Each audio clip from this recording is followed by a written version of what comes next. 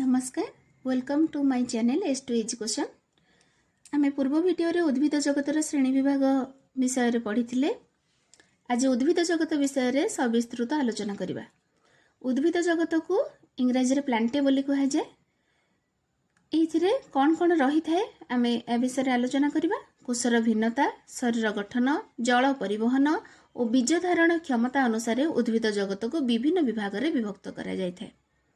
ताले उद्भिद जगतर विभक्तकरण आम पूर्व भिडियो रे भल भाव पढ़ी सारीचे। से मध्यरु आमे प्रथमे कहा विषय रे पढ़िबा थालोफाइटा। यार आकार सरल, एमानकर शरीर गंडी, चेर और पत्र आदि रे विभक्त न होई केवल एक अविभक्त पिंडी बा थालस आकार रे रही थाए।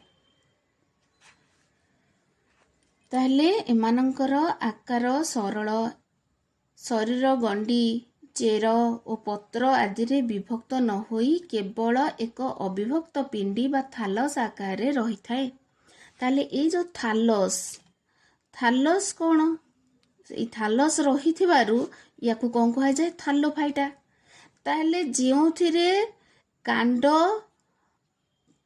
चेर आ पत्र एमानंकु आमे दर्शाई पारि न थाउ। एमाने गोटे पिंडी आकार रही थांती, तेणु याकु थालस कहा जाए। आउ यार वर्गीकरण अनुसार याकु कोथिरे रखा जायछि थालोफाइटा रे। एमाने एककोशी बा बहुकोशी विशिष्ट होई पारंती। एमानकर संवाही टिश्यू न थाए। एमानकर संवाही टिश्यू न थाए। एमाने बोथ यूनिसेलुलर रही पारंती आउ मल्टी सेलुलर मध्ये होई पारंती। जेउथिरे एककोश थिबा उद्भिद अछंती आउ किछि अछंती बहुकोश विशिष्ट एकाधिक कोश। आउ एथिरे संवाही टिश्यू न थाए। उदाहरण स्पाइरोगाइरा, यूलोथ्रिक्स, क्राडोफोरा, कारा आदि शैवाल। एमानकु शैवाल कहंती बा आल्जी कहंती। कौन कहंती? आल्जी। स्पाइरोगाइरा, यूलोथ्रिक्स, क्राडोफोरा, कारा इत्यादि एमाने आल्जी श्रेणी विभाग रे रहिले। देख तार स्ट्रक्चर कारा और स्पाइरोगाइरा। नेक्स्ट आमे कौन पढ़िबा ब्रायोफाइटा। थालोफाइटा विषय पढ़ले एबे पढ़िबा ब्रायोफाइटा। एमानकर शरीर चेप्टा, सेथिरे कांड, मूल, पत्र आदि बारी हुए नहीं। शरीर को धरी रखिया पई तथा खाद्य और जल संग्रह पई सेमानकर चेर भली केतक राइजोइड रही थाए। ताले एथिरे जो चेर रही थाए ताको कोन कहा जाए राइजोइड। एमानकर शरीर चेप्टा, सेथिरे कांड, मूल, पत्र आदि बारी हुए नहीं आउ जल संग्रह पई एवं खाद्य ग्रहण पई राइजोइड रही थाए।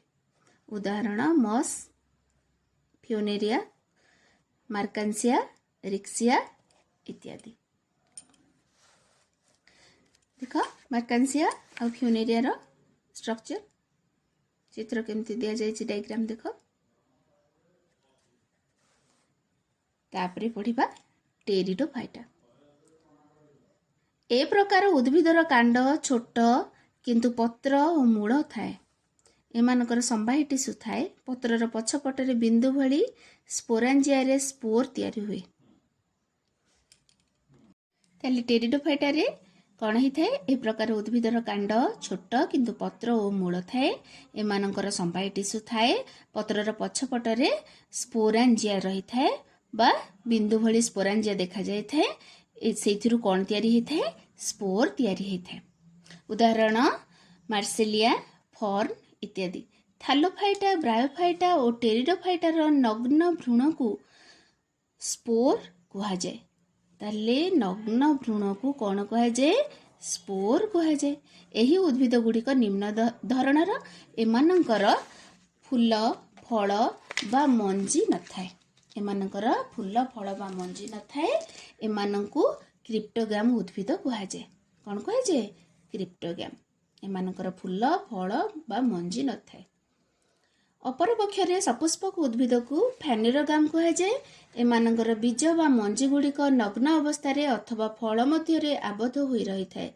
एही आधार रे फैनेरोगाम्स को पुणी नग्न बीजी और आवृत बीजी एही भली दुई भाग रे विभक्त करा जायछि। ताहले फानेरोग्राम को पुणी थरे विभक्त करा जायछि विभक्तिकरण हेछि केमते नग्नबीजी आउ आवृतबीजी phanerograms are divided into two types gymnosperms and angiosperms gymnosperm को कहा जाए नग्नबीजी एंजियोस्पर्म को कहा जाए आवृतबीजी सेटा नेक्स्ट वीडियो रे आमे पढिबा एबे देखि दियो टेरिडोफाइटा रो स्ट्रक्चर मार्सिलिया आउ फॉर्म देख मार्सिलिया जो सुनुसुनिया साग खाउछ सेटा होची मार्सिलिया ओके आज वीडियो रे आमे एति पढिबा नेक्स्ट वीडियो रे आमे आगो को जिबा।